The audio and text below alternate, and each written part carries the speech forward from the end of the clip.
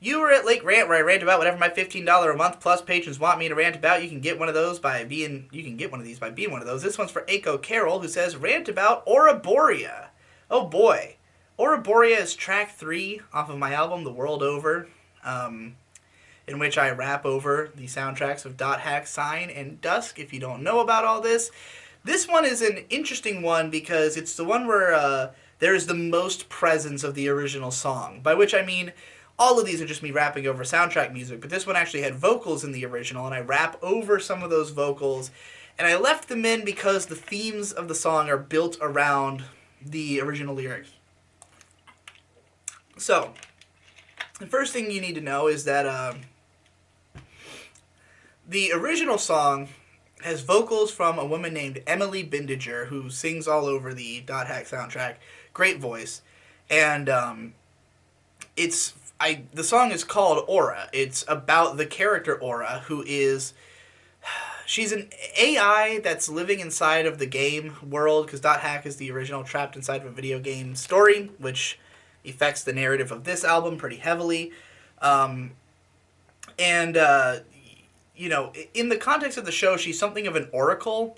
She's basically knows what's really going on in the world. That's literally what the game is called.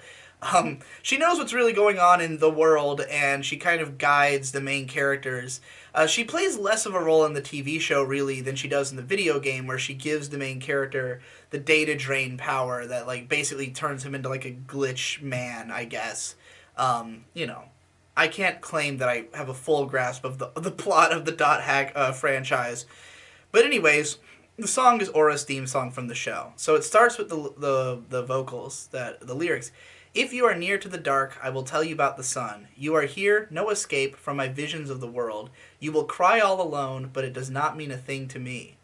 Knowing the song I will sing till the darkness comes to sleep. Come to me, I will tell of the secret of the sun. It's in you, not in me, but it does not mean a thing to you. So I started by just kind of extrapolating out of these lyrics this idea that, again, Aura is the oracle. She's saying, if you're near to the dark, I'll tell you about the sun. You have no escape from this place, and you're going to cry all alone here, but I don't care. I'm going to tell you about the sun, the secret. And she says, I'll tell you the secret of the sun, which is in you and it's not in me, but it doesn't mean a thing to you. So it's sort of like this odd relationship where one person knows the answers and is willing to share them, but, it does nothing for her to do this. It's just for your sake. And if you also don't care, if you're too alone and crippled by your own problems to really, utilize this secret, then, you're just going to be trapped in the dark crying forever. So that's sort of the thematic idea that I extrapolated from these lyrics and put into the rest of my lyrics. So, all of the lyrics by me in this song are from the perspective of a radio DJ. He's a character who is on the channel 66.6. I don't remember if he has a name. He might say it at some point in the album. I don't think so, though. You hear his voice at the start of the album saying, "You're tuned in to 66.6, only the hits every single day." So the idea of this whole album is kind of that it's supposed to be broadcast on this radio station where this guy is sort of sending subliminal messages to the people of the city, trying to incite an uprising, essentially. And he is just like well, we're going to learn about him in these lyrics, but he's telling the story of this girl called Aura Borea in this track, who is sort of a almost Christ-like figure. What's the word I'm looking for? She's a martyr for the people, and he's sort of telling her story. So he says, "You don't even see her head shake, or hear the first crack of cries under black skies, rain from the earthquake. Clap thunder, that's her back breaking from the weight of taking this boulder onto her shoulders. Nobody even told her that she could reach for the sun. Why lie to one so young? Learned the way, but never learned to walk on those little stumps.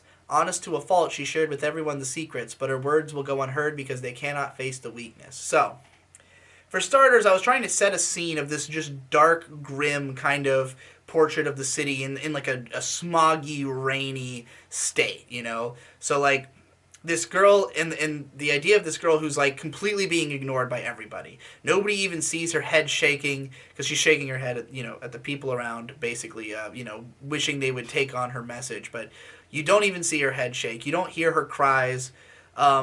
Under all the lightning and under the thunder, the earthquaking, the rain. But the earthquake is truly her back breaking. It's a metaphor for her back breaking from the weight of taking this boulder onto her shoulders. And she never even thought of the idea that she could reach for the sun. Her entire purpose is to teach other people about the sun. Because she's just a kid who has no power. She cannot do anything except for try to preach these lessons that she's heard. For some reason, she has some kind of like divine message that she can give to the people about how to, escape their circumstances. But nobody wants to hear it or even notices that she's there. And she also has, it's implied she has no legs. Never learned to walk on those little stumps.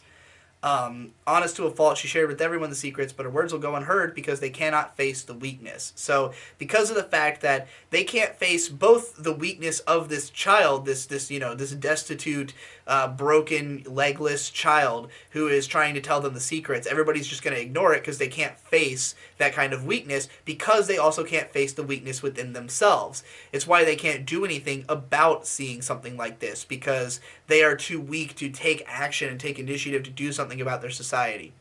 At this point, the vocals in the background start singing, "The sun is in your eyes, the sun is in your ears, I hope you see the sun someday in the darkness." So the radio DJ says, "She had nothing, but they sewed her mouth shut, gouged her eyes, ears were wrought with soot, had the epitaph scribed in flesh and left in a glass case for God to inspect. She can feel no pain but repeats one prayer, layers down, clowning round, no one fucking cares. Yet she prays for the proles to chase for the sun, even after this crime which can't be undone." So, basically, some rich asshole, someone in control in the government or whatever of this seedy, fucked up city, takes this little girl off the street because they, being intelligent, being somebody who's above it all, recognize the power in her words and don't want this message to get out. So, they take her, they sew her mouth shut, they gouge her eyes out, they put soot in her ears so that she, can't see, hear, or speak. And they scribe the epitaph that she's been repeating into her own flesh. The reason I chose the word epitaph is that a theme throughout .hack and the soundtrack is the epitaph of the Twilight. There's another song that is literally somebody reading what is the epitaph, but in the context of this song, the epitaph is essentially the vocals being sung in the background, what she was essentially saying to the people. So this was scribed into her flesh, and she was put into a glass case for God to inspect. So they've basically made her into a trophy, made her into a symbol for them to just admire of, the hope that they've taken away from the people, essentially. And yet, even in spite of all this, and she's completely numb to all the pain of her existence, in her mind, she just keeps repeating the message, hoping that people will eventually learn. But, nobody cares. Down in the layers down in the streets of the city, nobody gives a fuck, So then the next line sung in the background is, "The sun is in your eyes, the sun is in your ears, but you can't see the sun ever in the darkness. It does not much matter to me."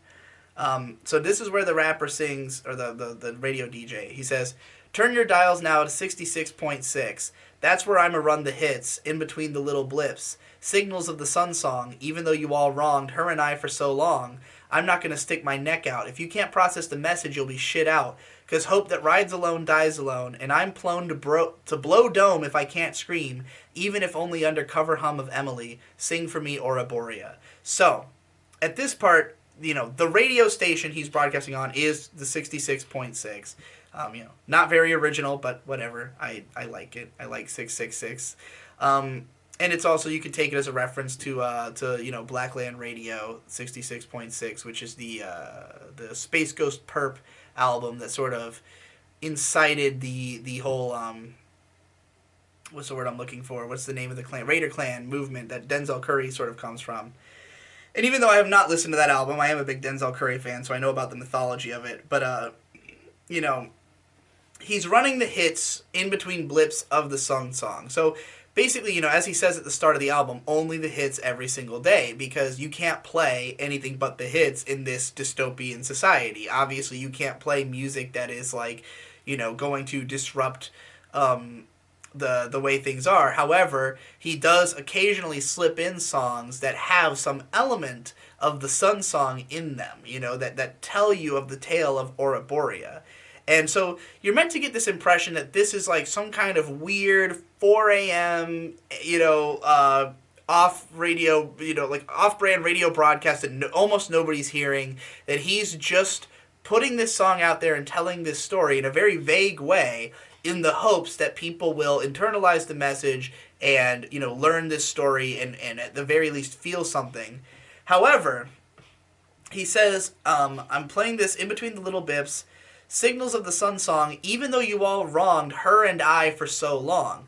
So whether this story is like necessarily true or like a fable that he's telling, he sees Aura Borea as somebody who is wronged by the people, and himself also as somebody who is wronged by the people. He's somebody who's trying to spread this message even though he feels like the people don't deserve it. They don't deserve salvation. They have not tried. And he says, if you can't process the message, you'll be shit out, because hope that rides alone dies alone. This is a reference to the Proto Men album, their first album, which, inspired a lot of the storytelling of this album, because it is itself a dystopian concept rock opera album. And there's a song called Hope Rides Alone, because the whole theme of that particular album is that Proto Men is created to save the people from an, essentially evil dictatorship and in a dystopian society. And he fails in his mission, ends up joining the enemy, and then Mega Man tries to basically do the same thing, and he riles all the people up to fight with him, but in the end, the people will not fight if they don't think they can win. Like, they're too afraid of death. They will just allow the circumstances to persist, and, in recognition of this, at the end of the album, Mega Man just kind of abandons them. So that's kind of where he's coming from as well. He's saying, like, if hope rides alone, it will die alone. And he's already prone to blow dome if he can't scream. He's saying, like, I'm already suicidal. I already don't even want to live in this society. The only thing that gives me enough, like, gratification to keep on going is that he can scream. Only under cover hum of Emily. So Emily, of course, Emily Bindiger, the singer who sings on this track. The implication being that, the DJ, as long as he can do stuff like this, he can keep himself afloat, which is also in reference to me as the storyteller, because I'm also, speaking kind of how I feel in this particular section, and, and saying similarly, like, if I can't, make art like this, then I would be suicidal. This is the only thing keeping me going.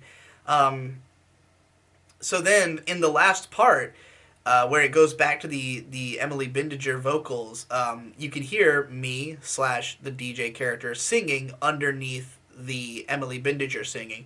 If you hear the original SoundCloud version, there was actually multiple tracks of my singing. One that was supposed to be like Aura Borea's voice, a more like childlike feminine voice. I didn't think it sounded that good because I can't sing on key in that voice consistently, but you could also just assume that the vocals in the background are representative of what Aura Borea would be singing.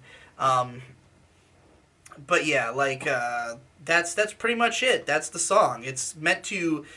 Really, this song has, like, the most setting detail as, like, what the story is supposed to be in the background of this album. This idea that it's basically just... the whole album is about this dark dystopian city, which in the later part of the album, a bunch of things happen in the narrative, but, like, generally, the idea of the first half of this album is mostly just exploring the city and, like, the people in it and what the nature of it is, and, like, how people feel being in it. And this guy is, like, probably one of the more edgy figures, somebody who's really trying to do something, but, he can only give, like, the faintest hint of rebellion in a place that's so controlled, So yeah, there you go.